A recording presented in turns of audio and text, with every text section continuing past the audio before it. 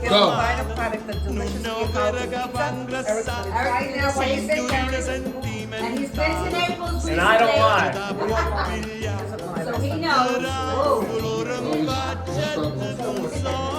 Beautiful. Yes, let's eat. Okay, done. Now our toppings are here. We have sliced sausage.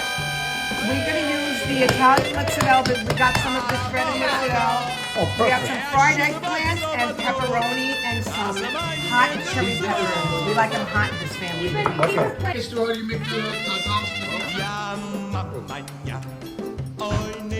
Sure. Good.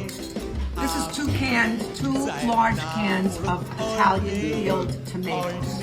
People get overcomplicated with tomato sauce, especially pizza sauce. It's very simple. You just get your plum tomatoes, little salt, little pepper, and we use basil. Some people put oregano for American style pizza, but they do not put oregano.